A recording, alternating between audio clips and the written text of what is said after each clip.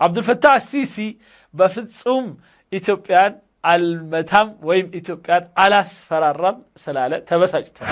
ዶክተር አብይ አህመድ የለቀቀብን ያ አደገኛ የሆነ መግለጫ ሳምንት እንኳን ሳይሆነው ደፍጥጠን እንገላቸዋለን እንዳለ እኮ ነው የሚቆጠረው። ይሄ አብዱልፈታህ አሲሲ ዋና ዓላማና ግቡ እዚሁ ወንበሩ ላይ ቁጭ ማለት ነውና መቆየት ነው። ከዛ ውጪ ሌላ ነገር ስለማይፈልግ ጦርነት ላይ መግባት አይፈልግም። እንኳን ለገና በዓል በሰላም አደረሳችሁ እያልን በዓሉን ምክንያት በማድረግ ታላቅ የሽያጭ መርሃ ግብር አዘጋጅተንሎታል። ከ25% ቅናሽ ጋር በ5% ቅድመ ክፍያ የቤትና የንግድ ሱቅ ባለቤት ይሁኑ ይሎታል። ጊፍት ሪል ስቴት የንግድ ሱቆችን በመሃል መርካቶ ከ3.8 ሚሊዮን ብር ሙሉ ክፍያ በ190 ሺህ ብር ቅድመ ክፍያ የሱቅ ባለቤት ይሁኑ ይሎታል። በአዲስ አበባ እምብርት በሆነው ለጋር ላይ ግንባታቸው 80% የደረሱ መኖሪያ አፓርትመንት ቤቶችን ከባለ 1 መኝታ እስከ ባለ 3 መኝታ ይዞለው መጥቷል።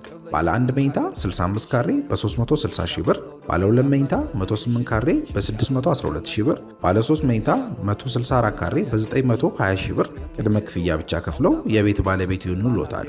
ይፍጠኑ፣ ብልሆች ነገን ዛሬ ይገነባሉ። ለበለጠ መረጃና ለሳይት ጉብኝት በ0981 83 42 52 ይደውሉ። ጊፍት ሪል ስቴት።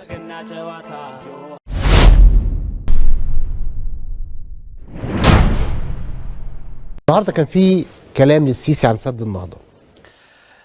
ዛሬ ይላል ይሄ ቪዲዮ ትላንትና ነው እስከማረጋግጥ ድረስ እርግጠኛ ሆኜ አብዱልፈታህ አሲሲ አላላችሁም ብዬ ነበርና ዛሬ ግን በደንብ አረጋግጫለሁ።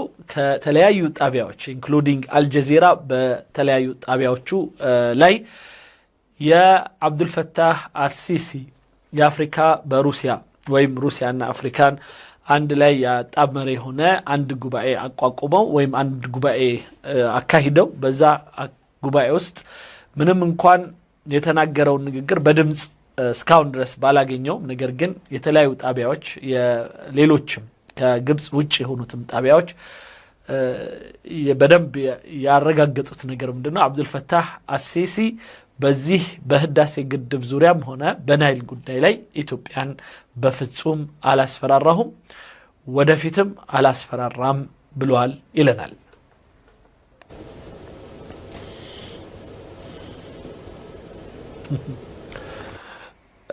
ሲናደድ ይሄ ሰውዬ ሁሉ ጊዜ የዚህ አይነት ድምጽ ወይም የዚህ አይነት ፊት ያሳየናል። እንግዲህ ቻሉት والواحد الحقيقه يعني ايه زهق አንድ ሰው በቃ በጣም ሲበሽቅ ወይም ሲደክም ወይም ሲናደድ ምን ማድረግ ይችላል? ምን ማድረግ ይችላል? والله العظيم አሳዘኑኝ እነዚህ ሰዎች በጣም መከራቸውን እያዩ ነው። لانه انت تخالف منطق العقل دايما. የሚያሳዝነው ያው በግብጽ የፖለቲካውን እየተቸነው አብዱልፈታህ አሲሲ ሁሉ ጊዜ ሌላው ቀርቶ መንጥቅ የሆነ ወይም ሎጂክ የሆነ ነገርን እየጣሰ እንዴት ይችላል? ምንድነው ይባለው? መደረግ ያለበትን ትክክለኛ የሆነ ነገር ማድረግ ሲችል ይሄንን ሳያደርግ እየቀረ እንዴት መኖር ይቻላል? እንዴት እንታገሰኛ? يعني انت لما بتكون صاحب حق او صاحب باطل አንተ ሌላው ቀርቶ መብትህ ሆኖም ሆነ ወይም ሌላው ቀርቶ መብትህም ባይሆን ማለት ሐቅህም ባይሆን يا جماعه ወንድሞች ጀማዓዎች ወይም ህዝቦች قبل ما ادخل الهوا بشويه بحاول لا እኔ ወደ ላይቭ ወይም ወደ ስቱዲዮ ከመውጣቴ በፊት ከትንሽ ደቂቃ በፊት مش بشويه ده النهارده العصر يعني ዛሬ ዓስር አካባቢ ላይ قناه سي بي سي ان سي ኤምቢሲ بي اس ሲኤምቢሲ ላለው ብሎ ነው ወይም ሲቢኤስ ይላል። ኦኬ የአሜሪካ አንድ ጣቢያ ነው الامريكيه قناه سي بي اس نيوز الامريكيه نشرت معلومات خاصه بها بتقول ان نتنياهو راح يقابل ترامب عشان ياخد منه اوكي على ضرب ايران.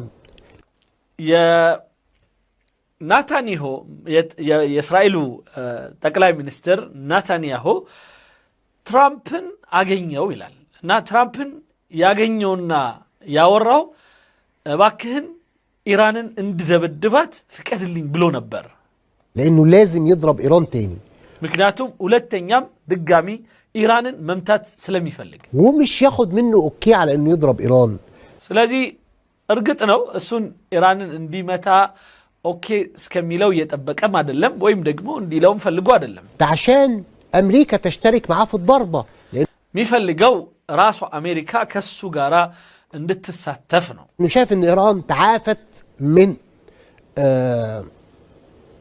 حرب ال 12 يوم ያለፈው 12 ቀን ጦርነት ድብደባው ብዙም አላረካውም ማለት ነውና ኢራን አገግማለች ስለዚህ ይሄን ማገገቧን ወይም ደግሞ መጠናከሯን አልደገፈውም ترجع تاني እንደገና ትመለሳለች እንደገና አፍያዋ ወይም ጤናዋ ተመልሶ ጥሩ የሆነ ሁኔታ ላይ ሲያያት ደስ አላለው تمشي في التراك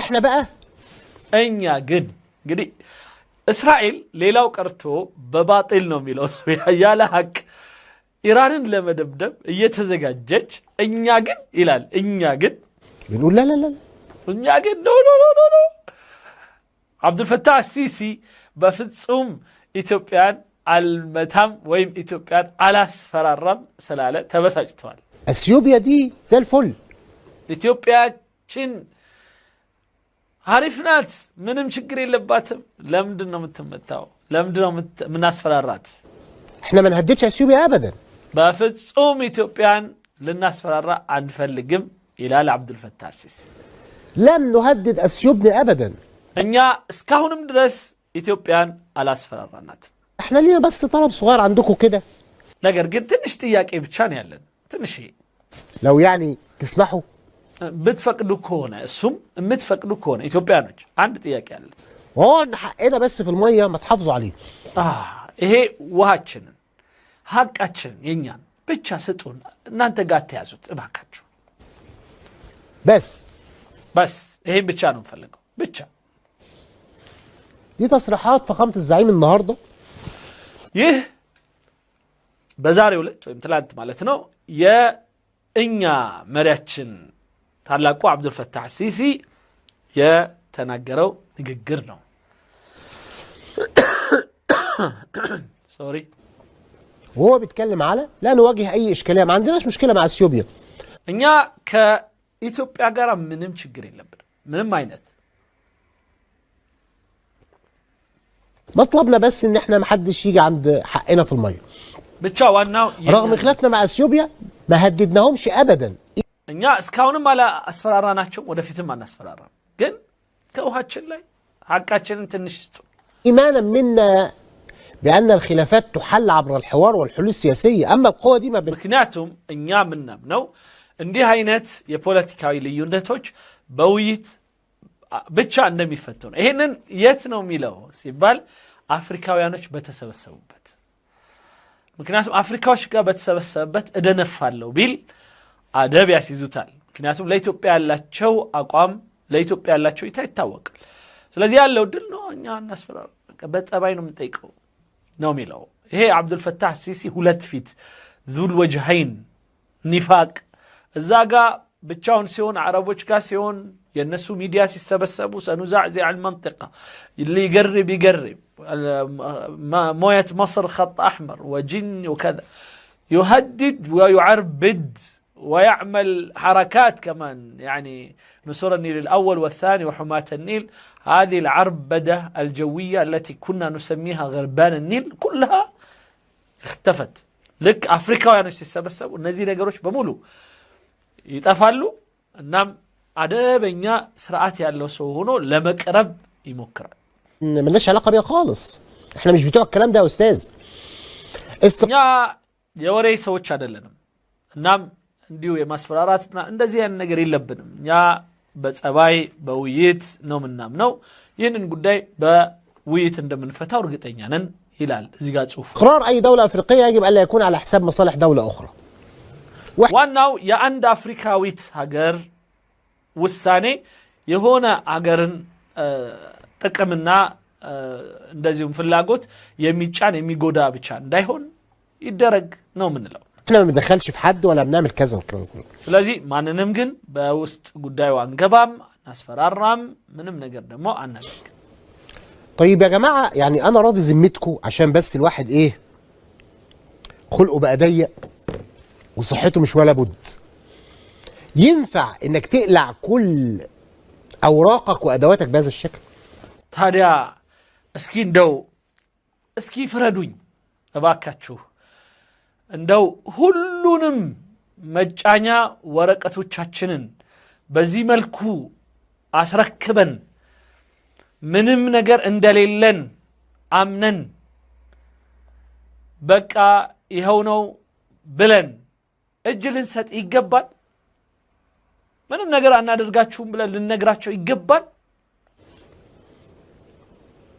ينفع ان انا ارد على تهديدات ابي احمد اللي لسه اطلقها الاسبوع اللي فات لما قال ان احنا ሌላው ቀርቶ ገና ዶክተር አብይ አህመድ የለቀቀብን ያ አደገኛ የሆነ መግለጫ ሳምንት እንኳን ሳይሆነው የተጻፈው እንኳን ሳይደርቅ እንዲህ አይነት እኛ እጅ የሚሰጥ ወይም እጅ የመስጠት ቢመስል ቃል ሊወጣን ይገባ ነበር?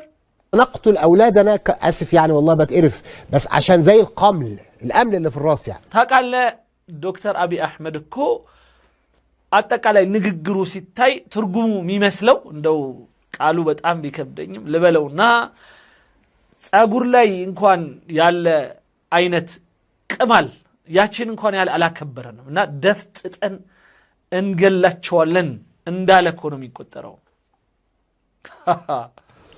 فانا ارد عليه واقول له كده ታዲያ እንደዚህ አይነቱን መግለጫ ላለን ግለሰብ ማለት ወይ መሪ እንዲህ ነው መልሱ? አናስፈራራም ውይይት እንጂ ሌላ ነገር አንፈልግም ነው ማለት ያለብን? እንኳን ለገና በዓል በሰላም አደረሳችሁ እያልን በዓሉን ምክንያት በማድረግ ታላቅ የሽያጭ መርሃ ግብር አዘጋጅተንሎታል። ከ25% ቅናሽ ጋር በ5% ቅድመ ክፍያ የቤትና የንግድ ሱቅ ባለቤት ይሁኑ ይሎታል። ጊፍት ሪል ስቴት የንግድ ሱቆችን በመሃል መርካቶ ከ3.8 ሚሊዮን ብር ሙሉ ክፍያ በ190 ሺህ ብር ቅድመ ክፍያ የሱቅ ባለቤት ይሁኑ ይሎታል። በአዲስ አበባ እምብርት በሆነው ለጋር ላይ ግንባታቸው 80% የደረሱ መኖሪያ አፓርትመንት ቤቶችን ከባለ 1 መኝታ እስከ ባለ 3 መኝታ ይዞለው መጥቷል። ባለ 1 መኝታ 65 ካሬ በ360 ሺህ ብር፣ ባለ 2 መኝታ 108 ካሬ በ612 ሺህ ብር፣ ባለ 3 መኝታ 164 ካሬ በ920 ሺህ ብር ቅድመ ክፍያ ብቻ ከፍለው የቤት ባለቤት ይሁኑ ይሎታል። ይፍጠኑ፣ ብልሆች ነገን ዛሬ ይገነባሉ። ለበለጠ መረጃና ለሳይት ጉብኝት በ0981 83 42 52 ይደውሉ። ጊፍት ሪል ስቴት። مش عايزين حاجه احنا بنهددكوش ابدا. እኛ ምንም አላረግናችሁ ልናስፈራራችሁ አንፈልግም። አድናስፈራራችሁ እንደዚህ ነው ምንለው? تفتكروا ان احنا هنأذيكم؟ በፍጹም እኛ ልናጠቃችሁ ወይም ልንጎዳችሁ አንፈልግም። እንደዛ እንዳታስቡ በፍጹም በፍጹም። እንደዚህ ነው ልንላቸው የሚገባው። ورينا التصريحات تاني كده يا بص عشان بس تبقى على الشاشه. እባካችሁ በደንብ ግልጽ አድርጋችሁ ፊት ለፊት አውጡት የሱን መግለጫ የአብዱልፈታህ ሲን መግለጫ። بص حضرتك واقرا. ያው እዩት አንብቡት عشان يعني ايه الواحد بصراحه زهق والله لانه دي በቃ ይሄ ማንንም ሰው በቃ የሚያደክም የሚያናድድ የሆነ መግለጫ። دي ابجديات الف سياسه الف بس. ይሄ እኮ ማለት ትንሹ የፖለቲካ ሀሁ እኮ ነው። እንዴት ይሄንን ይጥሳል? እንዴት ይሄን ይስታል? ياسا معلش سامحوني بقى الحاجات بتاعت الشتاء دي. ይቅር በሉኝ የክረምቱ ጉዳይ ይላል። ዛሬ እኛም ጋር ትንሽ ቢዘንብ አቧራው ምናምን ሸተተን መሰለኝ። ያው ጉንፋን እንደመያዝ ያርጎናል እኛንም ልክ እሱንም እንደዛ ነው የሚለው። በነገራችን ላይ ዛሬ አዲስ አበባ ላይ ትንሽ ዝናብ ዘንቧል። በጣም ትንሽ ግን እንዲቀጥል ይህንን ሙቀቱን በረድ እንዲያረገው እንመኛለን። الف ب سياسه ይሄ የፖለቲካ አሊፍ ባ يعني هاهو انك تختلق تخلق حتى لو بالوهم اوراق قوه بالنسبه لك. ሌላው ቀርቶ እንደው እንዲሁ ዝም ብሎ ባየር ላይ እንኳን ያለ ወረቀት ብለን የምናስበውን ማስፈራሪያ ማለት እሷን እንኳን ታስረክባለህ አብዱልፈታህ ሲሲ ማስፈራራት እሷን ወረቀታችን አንድ ወረቀታችን እሷን ታቃጥልብናለህ يعني وهم يعني خلي بالوهم سوي نصر النيل الأول ونصر النيل الثاني وحماة النيل عربد مع السودان عربد مع إريتريا والصومال وأقول أرسلت جنود إلى الصومال وما ترسلش ولا واحد وأقول لنا كمان أرسلت يعني أسلحة إلى السودان وما أرسلت شيء وهكذا يعني أقل شيء وهم بيع وهم مصري هكذا يعني يريدون أن يبيعوا الوهم هدد بيها هنا قديم أجن مسفرارات متبالوان ورقت أسالفت ستالة أجن كواني كرتشل ما انتزيلات شوال مسفرارات مينون ولا يملزينو هنا تزم لي يا قبط عنده تلك استراتيجي زاقا تلك وتدر ياسايو برجر يتقبه ويم بكشري كشري بيبال بقبالاتشو بتاع السون يودالونا السون بتأم يوات عند وتدر يقومنا له ياسفرارلو سلا استراتيجي على مفراتنا بتأم دس يميل ود نجيجر اوكي انما اوراق قوتك الحقيقيه تقول لا انا ما بستخدمهاش. مش هو قبل كده برضو السيسي في تصريح حضراتكم كلكم فاكرينه قال لك ما حدش يكلمنا عن استخدام القوه ضد اثيوبيا. سلازي عبد الفتاح السيسي اتشين انكوان مالت انديو ماسفراريا اتشين انكوان شطو ويم تتو አንዳንድ ጊዜም እንደ ሚለው ከዚህ በፊትም ይዘናል ታቃላችሁ ኛ በኃይል ጉዳይ ላይ የሚያወራ አንድ ሰው አንፈልግም ማንንም ሰው ስለ ኃይል ጉዳይ አያወራ ሲል ነበር በላሽ ሀሪ ያለ ጊዜ ለምን هدد يا سيدي بقول انا عارف انك አረባካ ለቃ አስፈራራ ምንድነው አስፈራራ مش هتحارب وانا اقسمت 100 يمين እኔ መቶ ጊዜ እምላለሁ አታረገውም አቃለሁ ግን አስፈራራ ደስ ይላል አስፈራራ ዋናው ማስፈራራት ነው يا مصري والله انت عبيط خليك اسفرارا بك تو مسفرارات هيكفلبت انه ما هيدخل حرب قال له طورنت سانغبام بس هدد مجانا ما تدفع شيء لا تحارب والله احلف 100 مرة كنا نقول لهم نفس الشيء هذه نصور النيل انا كنت اسميها غربان النيل والله لا تحارب انا اعرف وهكذا السيسي لن يحارب ولو حارب سيضرب مثلما صار يمن مقبرة لهم قبل هذا وكنا أيضا مقبرة لهم في حرب غندة وغرعة في 1875 و76 مرتين 2000 جندي ثم بعد ذلك 20 جندي بلعته إثيوبيا الحمد لله الآن يعترف الآن وقد عصيت قبل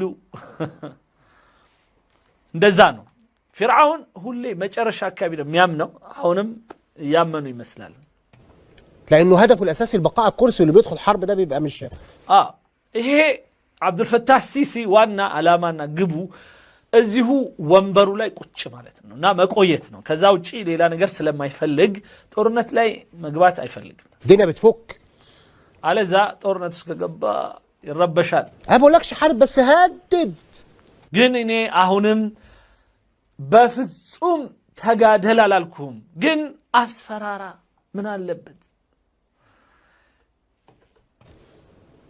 هدد أسفرارا طيب أنا بالنسبة لي أنا كأثيوبي دلوقتي أنا كأبي أحمد دلوقتي أسكيني عن إثيوبيا بهون إثيوبياوي إن أبي أحمد بهون لمثالي وسد يعني ممكن أتحزم وأقوم أرقص خلاص يا عم أنت بتهددناش خلاص እዳውን በቃ መደነስ ያለብኝ ማለት ነው ወይም መጨፈር አለብኝ ማለት ነው አንተ አናስፈራራችሁም አይዟችሁ ምናምን ስላልካቸው والله حتى لو هددت يا حبيبي نحن نرقص يا أخي حبوش دائما يرقصون دمها بشا لما يشفر طورنتهم يدو يشفرالون كان أي مصري وما قدروا يعني الله قدر حقه وما قدروا الحبشة حق قدرها أيضا حبشانم حقوانا يقوم جيتاتشونم حقوانا يقوم تمسبلو بشا مكباتر نحل بالحوار السياسي وماله تعالى بشروطي لمثالي يا بوليتيكاوي تفلقاله إلو هلاهون كزاوال على اسفرارام سلالك يا بوليتيكاوي نعلم متفلقاوي كهونا بني مسفرت እንጂ አንተ በምትለው አይደለም إلو هل ማለት ምክንያቱም على اسفراراتهم سلالك كورا ይላሉ لكن لو تهددهم يعني بلاش هري يا أحمد حبيبنا ايش الكلام هذا يا اخي كلام بطيخ كلام بطيخ حتى لو هددت ولو جئت ان شاء الله بالطائرات وعربت مثل ما فعلت في نسر النيل الاول والثاني وحماة النيل ولو قلت نزعزع المنطقة ومياه مصر خط احمر هددت يا حبيبي لكن اثيوبيا ما تخاف يا اخي اثيوبيا لن ولم تخف حبيبي ما هو ايد تبني وايد تمسك السلاح ايد ماسكه الغاز وايد ماسكه الميه ምክንያቱም انا ما يመስላትም ውሃውን ይዛለች በዚህኛው እጇ መሳሪያ ይዛለች በዚህኛው እጇ ጋዝ ይዛለች በእስራኤል በኩል በዚህኛው እጇ ውሃ ይዛለች ስለዚህ ምንም አታመጡም ብላለች እማማ ኢትዮጵያ ሰውዬ በጣም በቃ አልቋል በቃ እንትኑ ምንድነው ይባለው ሐሞቱን አፍስሰውታል ايد ماسكه الغاز وايد دبدب በዚህ በኩል ጋዝ ይዘውባሃል በዚህ በኩል ናይልን ይዘውባሃል ماسكه الميه داك انا مش فاهم ايه بقى اللي انتوا جايبينه ده ايه علاقه مساعد وزير الداخليه الاسبق بقضيه سد النهضه ምንድነው እስኪ አሁን ያለፈው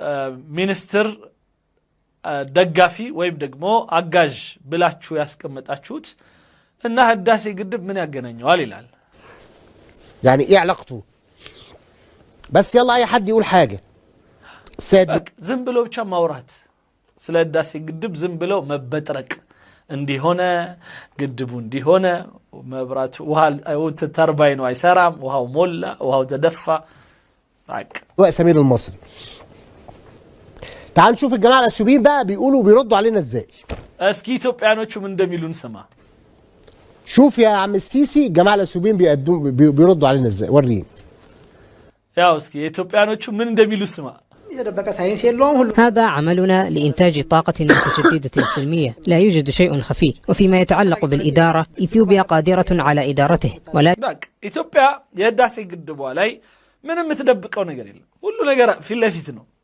ليلاو إثيوبيا يهنن قدب لما استدادر بكونات ليلا سو أسفلقات لكن إذا لزم الأمر يمكنهم المساعدة في محيط سد النهضة من الغطاء النباتي بأسس علمية مثلا البصمة الخضراء لديه لمثالي هداسي قدبوا لي اجاتشن ويم عشاراتشن ينور كالو عندنا امبوجن ما تفات لي ليتبابرو يچلال ليلام من البات هداسي قدبوا لي هون ميتازن نجر تنش راك على ليلا بروجكت لاي نساتف كالو دقمو زافت كالو متو باك كزاوج جنبوغا قرب بايلواتم اندمان قرب بالله أفكار جيدة نحن نقدم لهم مليارات مكعبة من المياه ولكن في المقابل لم يقدم እኛ በቢሊየንስ የሚቆጠር እስከ 55.5 ያመኑት ወይም ከዛ በላይ ደግሞ ውሃ እንሰጣቸዋለን شيء ولا حتى سنت واحدة እነሱ ግን አንድ ሳንቲምም አይሰጡንም አንዲት ነገርም አይረዱም ካችመንት ላይ እኛ ማገዝ ከፈለጉ ካስተዳደሩ ባለፈ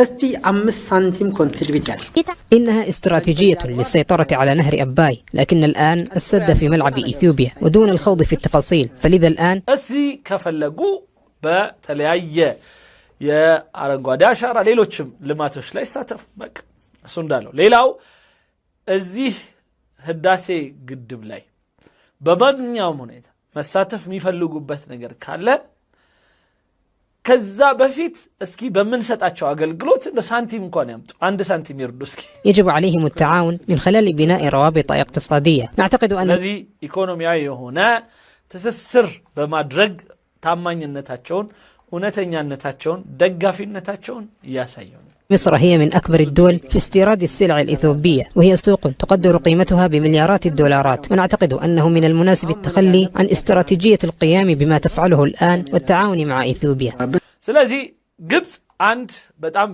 በብዙ ብሮች የኢትዮጵያን አንዳንድ ነገሮች ከሚገዙት ናቸው ለምስጋ የመሳሰሉት ነገሮች ስለዚህ አሁንም የተቻላቸውን ያህል ኢኮኖሚ ላይ ትብብራቸውን ያጠንክሩ በቃ እንኳን ለገና በዓል በሰላም አደረሳችሁ እያልን በዓሉን ምክንያት በማድረግ ታላቅ የሽያጭ መርሃ ግብር አዘጋጅተንሎታል። ከ25% ቅናሽ ጋር በ5% ቅድመ ክፍያ የቤትና የንግድ ሱቅ ባለቤት ይሁኑ ይሎታል። ጊፍት ሪል ስቴት የንግድ ሱቆችን በመሃል መርካቶ ከ3.8 ሚሊዮን ብር ሙሉ ክፍያ በ190 ሺህ ብር ቅድመ ክፍያ የሱቅ ባለቤት ይሁኑ ይሎታል። በአዲስ አበባ እምብርት በሆነው ለጋር ላይ ግንባታቸው 80% የደረሱ መኖሪያ አፓርትመንት ቤቶችን ከባለ 1 መኝታ እስከ ባለ 3 መኝታ ይዞለው መጥቷል። ባለ 1 መኝታ 65 ካሬ በ360 ሺህ ብር፣ ባለ 2 መኝታ 108 ካሬ በ612 ሺህ ብር፣ ባለ 3 መኝታ 164 ካሬ በ920 ሺህ ብር ቅድመ ክፍያ ብቻ ከፍለው የቤት ባለቤት ይሆኑልዎታል። ይፍጠኑ፣ ብልሆች ነገን ዛሬ ይገነባሉ። ለበለጠ መረጃና ለሳይት ጉብኝት በ0981 83 42 52 ይደውሉ። ጊፍት ሪል ስቴት